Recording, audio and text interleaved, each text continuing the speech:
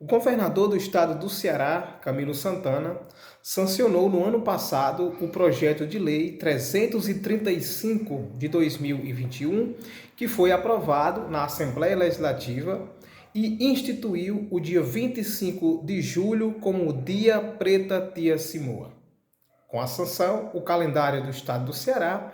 ganha a Lei 17.688 de 2021, que homenageia a líder negra Tia Simoa, uma das grandes figuras de destaque na luta contra a escravização no estado. O projeto, como nós já temos em outras oportunidades, é do deputado Renato Roseno, do PSOL, e a lei teve o apoio de diversos movimentos negros, como também nós já destacamos. A Preta Tia Simoa se tornou conhecida do público brasileiro, especialmente do público cearense, por meio das pesquisas da historiadora, ativista negra e colunista do blog Negro Nicolau, a Carla Alves, que já foi uma das homenageadas nessa série de vídeos que nós nos propusemos a fazer, intitulada Personalidades Negras que Mudaram o Mundo.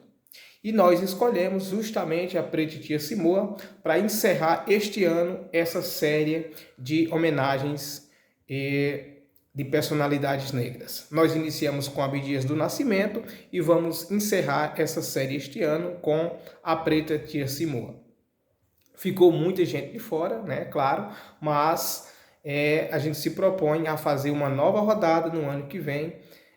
para incluir outras personalidades de destaque no Brasil, especialmente no estado do Ceará e no Cariri também. Então, a Preta Tia Simoa é a nossa última homenageada e tudo que nós vamos tratar aqui tem como referência as pesquisas da ativista e historiadora Carla Alves. Então, a Preta Tia Simoa, ela foi uma negra liberta que, ao lado do seu esposo, o José Luiz Napoleão, liderou os acontecimentos dos dias 27, 30 e 31 de janeiro do ano de 1881, em Fortaleza, onde esse episódio passou para a história como a Greve dos Jangadeiros, onde se decretou o fim do embarque de escravizados naquele porto, definindo, portanto, os rumos para a abolição da escravização na então província do Ceará, que se efetivaria 3 anos mais tarde, em 1884. No entanto, apesar da sua importante participação para a mobilização popular que impulsionou esses acontecimentos, esta mulher negra, Preta Tia Simoa, teve a sua participação invisibilizada na história desse estado, onde ainda hoje persiste a falsa ideia da ausência de negros e negras nesse estado. As mulheres negras cearenses são comumente perguntadas sobre a sua origem e constantemente são remetidas ao estado da Bahia, principalmente se não se submetem a alisar seus cabelos. Esta não aceitação dessa identidade se deve à associação do negro e da negra à condição de escravizado, que no nosso estado, o estado do Ceará, teve o seu processo diferenciado das principais capitanias importadoras de mão de obra escravizada devido às condições climáticas geográficas, o que não significa dizer que por aqui, no estado do Ceará, não tiveram escravizados ou que não existiram negros e negras livres, a exemplo da Tia Simoa, que além de liberta, lutou pela liberdade do seu povo, evidenciando, portanto, uma expressiva característica da população negra, seja ela escravizada ou liberta, deste período que ultrapassa essa visão dicotomizada entre o conformismo e a resistência, pois demonstra uma experiência construída historicamente pela etnia negra, que foi estabelecida através de sua sociabilidade, desse engajamento e dessa luta inserida nesse cotidiano. Então, é importante a gente dizer que, embora tenha muitas poucas fontes sobre a Preta Tia Simoa,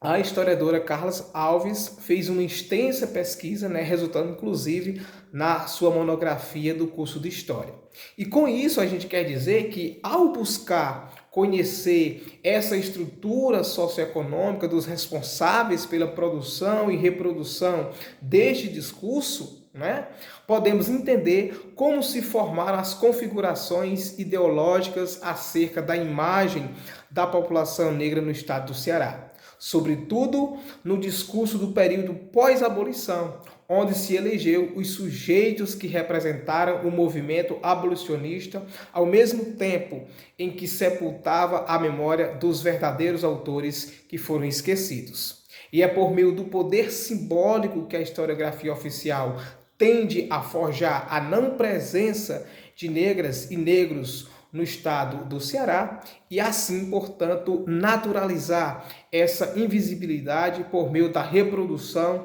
desse discurso, né, no âmbito educacional, perpetrando, portanto, o imaginário social. É, portanto, percorrendo o itinerário oposto que a Carla buscou desvendar, né, os elementos para compor essa representação histórica a partir do protagonismo de mulheres negras que tiveram a sua participação omitida nos discursos sobre a série de ações e de resistência e também de enfrentamento à escravização, como no caso do movimento abolicionista no Ceará, que acabou resultando em uma abolição pioneira no Brasil. E que essa narrativa, né, inclusive, né, completou-se dentro desse quesito 130 anos dessa abolição no estado do Ceará, levando, portanto, mais uma vez, fazendo com que a gente, portanto, reflita sobre os desdobramentos desse processo, né, destes discursos que acabam se sucedendo, né, repercutindo e, portanto, omitindo, né, a participação de muitas pessoas negras, inclusive aqui no estado do Ceará, da Preta Tia Simoa. E dessa forma, a omissão sobre o protagonismo de mulheres negras ao longo, né, da história do Brasil se reproduz no tocante à história oficial do feminismo brasileiro, né? Então, é nesse sentido que ela buscou reescrever essa história para que a gente possa, né, se reconhecer como sujeitos em nossos próprios discursos e assim fortalecer os laços dessa identidade através dessa organização coletiva, né? Pouco se sabe sobre a vida da Preta Tia Simoa, que de forma quase que despercebida, né, passa às vistas de historiadores, de historiadoras, né, de muitas pessoas que estudam esse processo de escravização no estado do Ceará, constando apenas um minúsculo relato sobre a participação da Preta Tia Simoa na greve dos jangadeiros em janeiro de 1881, né, como relata também o historiador Eduardo Girão,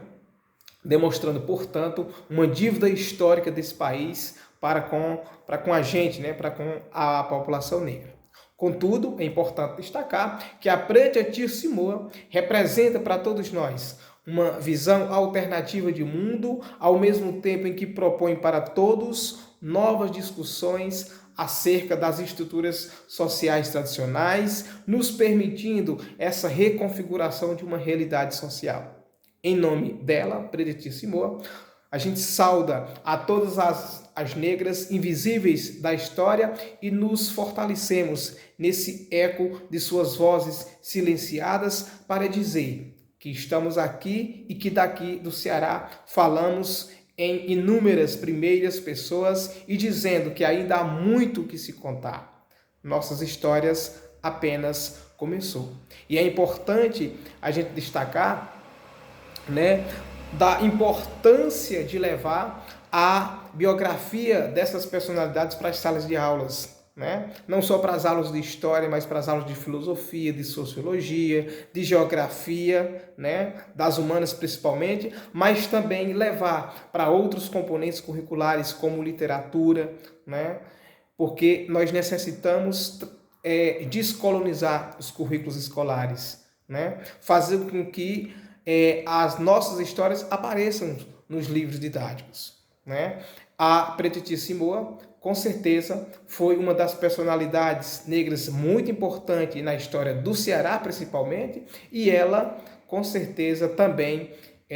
foi muito bem destacada neste ano, né, nas nossas aulas. É isso aí, a gente encerra aqui com essas personalidades negras, com essa série de personalidades negras, mas já adiantando que nós iremos fazer uma nova rodada, né, porque muitas outras personalidades ficaram de fora. É isso aí, abraço virtual a todos e a todas.